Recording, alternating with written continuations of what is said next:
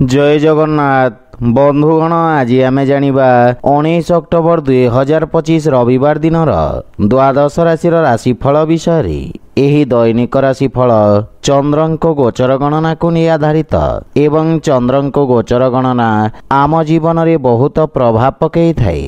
तो आसंतु सर्वप्रथमे जानिबा आजिर तिथि और राशि नक्षत्र विषय। आज होची 19 अक्टोबर 2025 रविवार कार्तिक कृष्ण पक्ष त्रयोदशी दिवा 1 घंटा 52 मिनिट गते चतुर्दशी।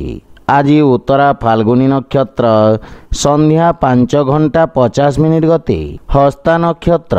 आज कन्या चंद्र अहोरात्र। आजिर पर्वोत्सव शिव चतुर्दशी उपवास और धनतेरस। आजिर शुभ बेला प्रातः 6 घंटा 38 मिनिट रु 8 घंटा 57 मिनिट पर्यंत।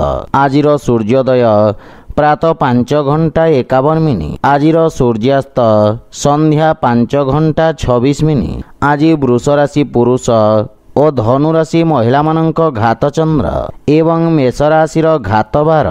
आज बैगण खाइबा निषिद्ध। तो बंधुगण आसंतु जानिबा आजिर राशिफल विषय। ता पूर्वरु आम चैनल को जो माने नुआ करी आछंती तळे थिवा लाल रंगर सब्सक्राइब बटन को दबाई आम चैनल को सब्सक्राइब करंतु और पाखरे थिवा घंटी बटन को दबाई ऑल रे सिलेक्ट करंतु काहेकि ना आमे अपलोड करिथिवा प्रत्येक वीडियो रो नोटिफिकेशन आपण सर्वप्रथमे पाई परिबे। तो प्रथमे जानिबा मेष राशि विषय। आज आपण न्यायिक क्षेत्र बा कोर्ट कचेरी कार्य रे विजयी हेबे एवं आपणक सामाजिक प्रतिष्ठा वृद्धि पाइब। आपण कार्य क्षेत्र रे सफलता पाइबे किंतु एहा आपणक शत्रु मानक संख्या रे मध्य वृद्धि करिब। राजकीय पक्ष रे जड़ित व्यक्ति को विशेष सफलता प्राप्ति हेब।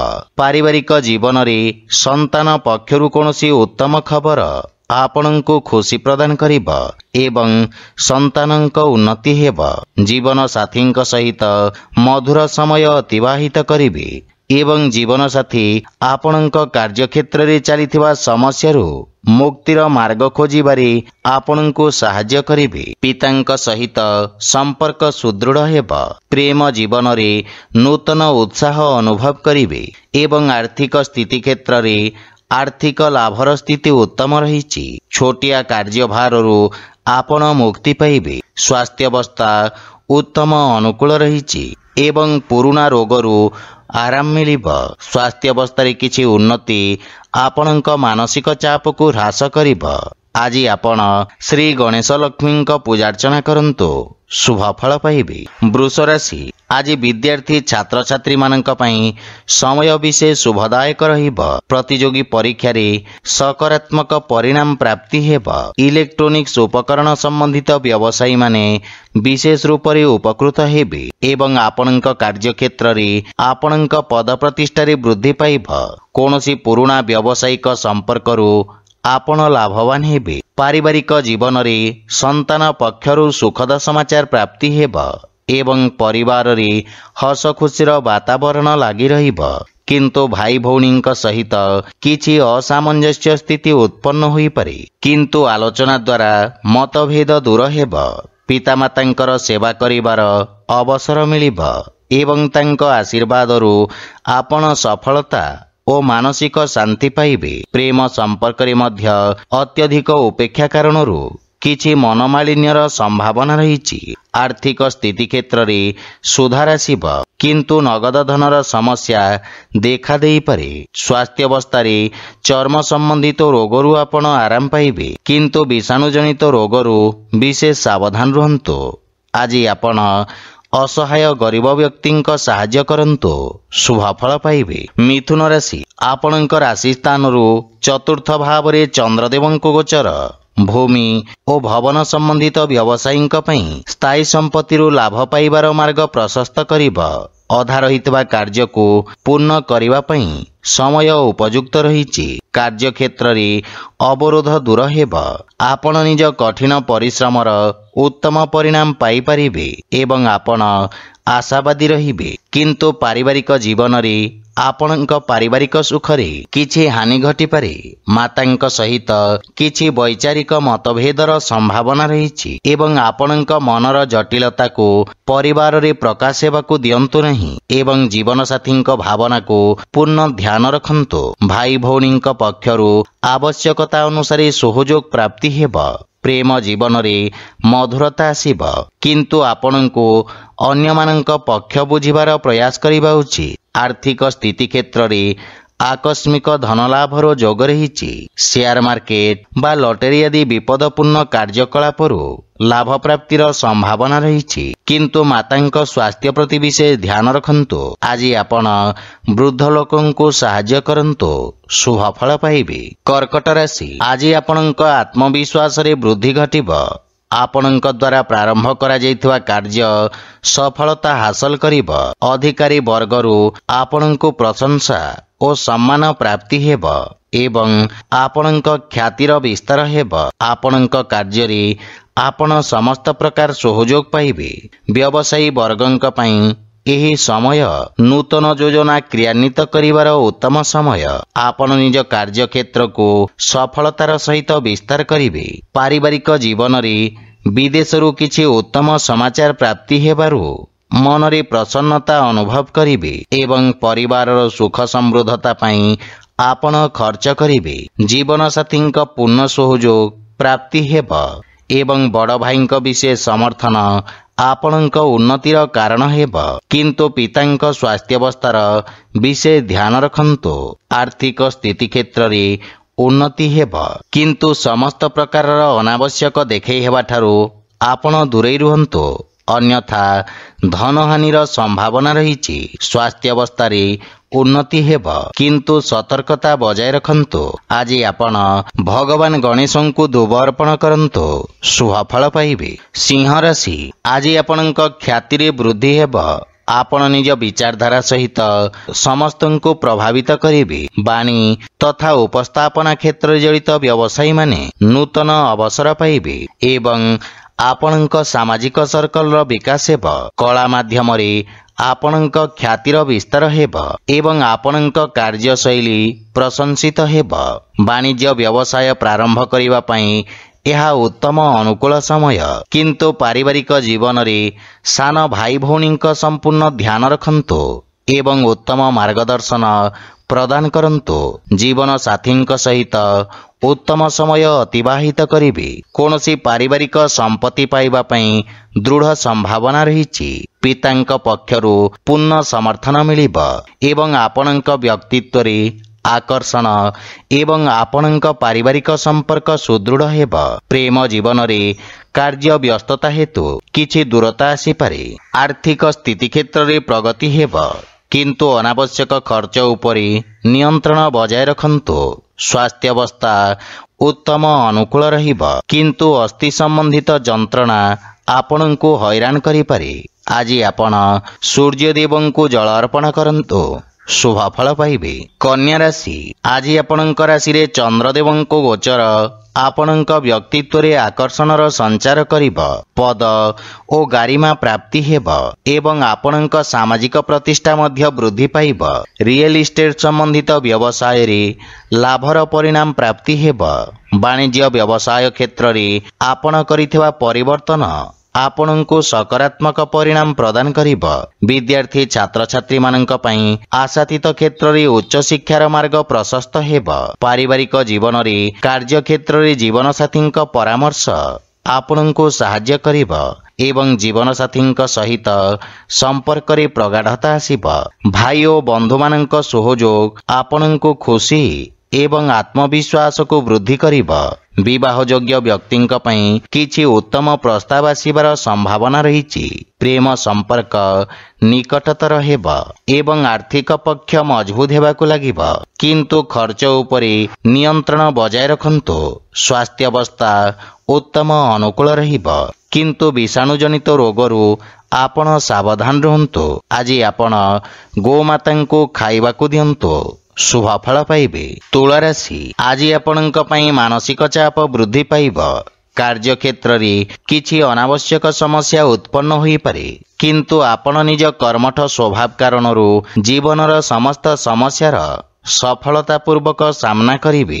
ବାଣିଜ୍ୟ ବ୍ୟବସାୟ କ୍ଷେତ୍ରରେ କିଛି କ୍ଷତି ହେବାର ସମ୍ଭାବନା ରହିଛି, କିନ୍ତୁ ଦୀର୍ଘକାଳୀନ ନିବେଶ ଆପଣଙ୍କ ପାଇଁ ଲାଭଦାୟକ ସିଦ୍ଧ ହେବ।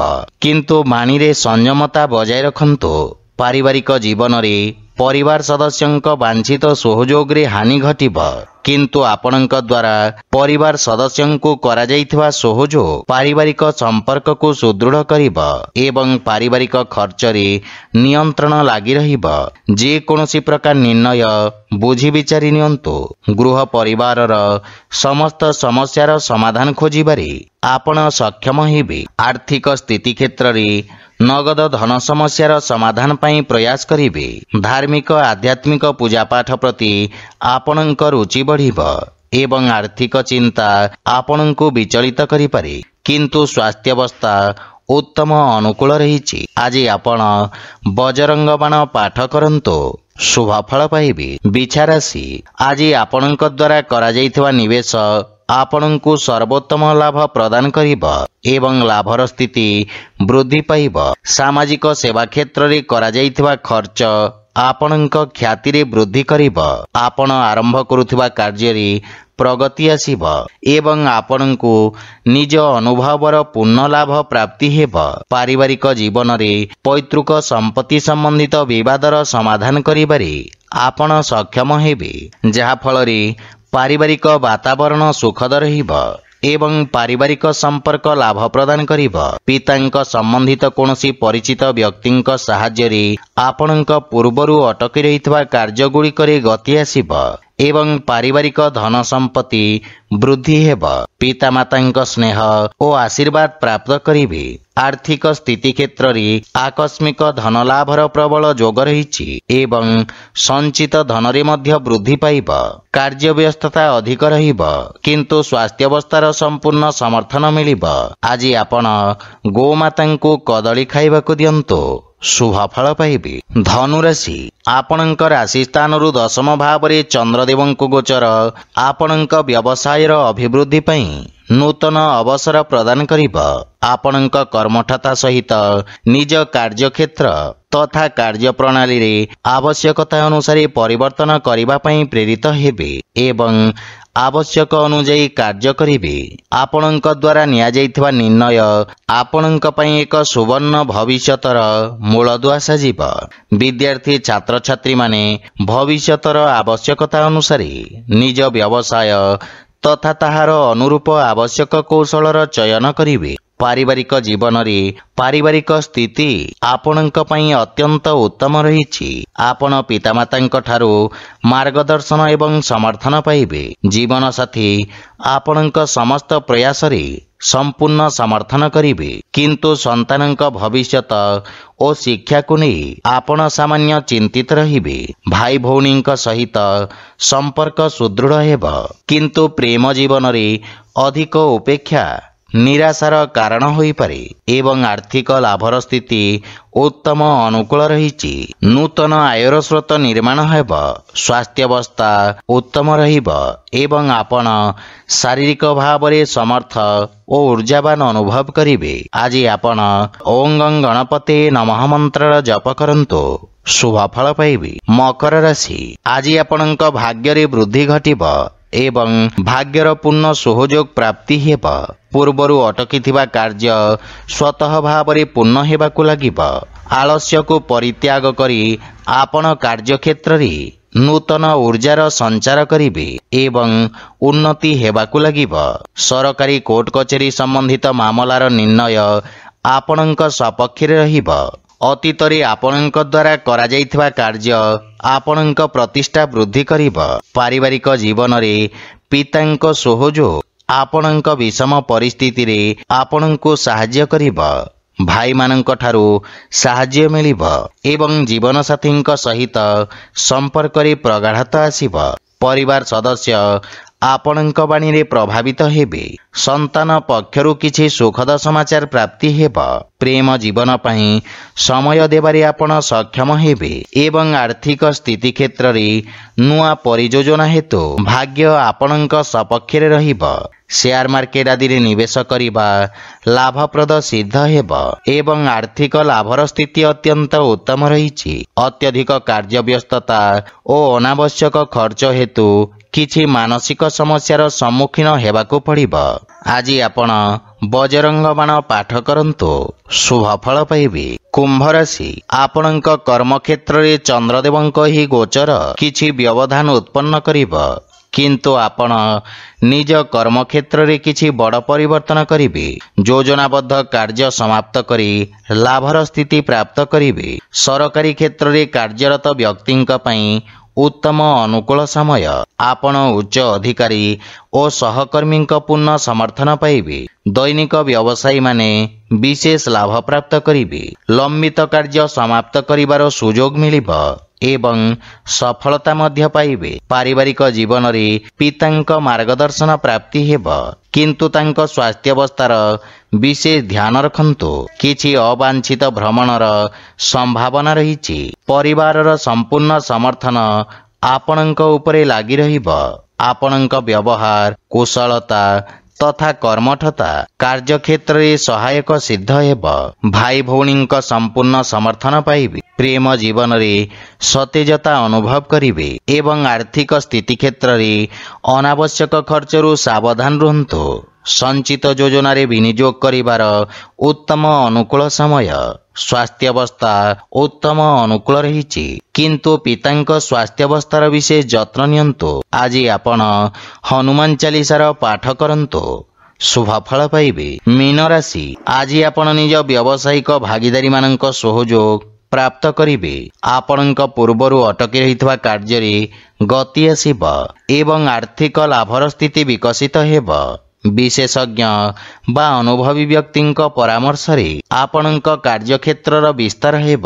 ସମାଜ ସେବାରେ ଜଡ଼ିତ ବ୍ୟକ୍ତିଙ୍କ ପ୍ରତିଷ୍ଠା ବୃଦ୍ଧି ପାଇବ ଏବଂ ପାରିବାରିକ ଜୀବନରେ ଜୀବନସାଥୀ ଆପଣଙ୍କ ସମସ୍ୟାରେ ଆପଣଙ୍କୁ ପୂର୍ଣ୍ଣ ସାହାଯ୍ୟ କରିବେ ଏବଂ ଜୀବନସାଥୀଙ୍କ ସହିତ ମିଳିତ ଭାବରେ କରାଯାଇଥିବା ବ୍ୟବସାୟରେ ସଫଳତା ପ୍ରାପ୍ତି ହେବ। ପାରିବାରିକ ଜୀବନରେ ମଧୁରତା ଆସିବ। ପ୍ରେମ ସମ୍ପର୍କକୁ ଏକ ନୂଆ ରୂପ ଦେବେ ଏବଂ ଅବିବାହିତ ବ୍ୟକ୍ତିଙ୍କ ପାଇଁ ବିବାହ ସମ୍ବନ୍ଧିତ କିଛି ଉତ୍ତମ ସମାଚାର ପ୍ରାପ୍ତି ହେବ, ଯାହା ଭବିଷ୍ୟତରେ ଆପଣଙ୍କ ଜୀବନରେ ଶୁଭତାର ସଞ୍ଚାର କରିବ। ଆର୍ଥିକ ସ୍ଥିତି କ୍ଷେତ୍ରରେ ଉନ୍ନତି ହେବ ଏବଂ ଆଂଶିକ ଲାଭ ପାଇବେ। ରାଜକୀୟ କାର୍ଯ୍ୟରେ ଆପଣ ସଫଳତା ପାଇବେ ଏବଂ ପେଟ ସମ୍ବନ୍ଧିତ ସ୍ୱାସ୍ଥ୍ୟ ସମସ୍ୟାରୁ ଆରାମ ମିଳିବ, କିନ୍ତୁ ସ୍ୱାସ୍ଥ୍ୟାବସ୍ଥାର ସମ୍ପୂର୍ଣ୍ଣ ଯତ୍ନ ନିଅନ୍ତୁ। ଆଜି ଆପଣ ବିଷ୍ଣୁ ସହସ୍ରନାମର ପାଠ କରନ୍ତୁ, ଶୁଭ ଫଳ ପାଇବେ। ତ ବନ୍ଧୁଗଣ, ଏହା ଥିଲା ଆଜିର ରାଶିଫଳ ବିଷୟରେ। ଯଦି ଭିଡ଼ିଓଟି ଆପଣମାନଙ୍କୁ ଭଲ ଲାଗିଥାଏ, ଲାଇକ୍, ସେୟାର ଓ କମେଣ୍ଟ କରି ଜଣାନ୍ତୁ ଏବଂ ଆମ ଚ୍ୟାନେଲକୁ ସବସ୍କ୍ରାଇବ୍ କରନ୍ତୁ। ଜୟ ଜଗନ୍ନାଥ।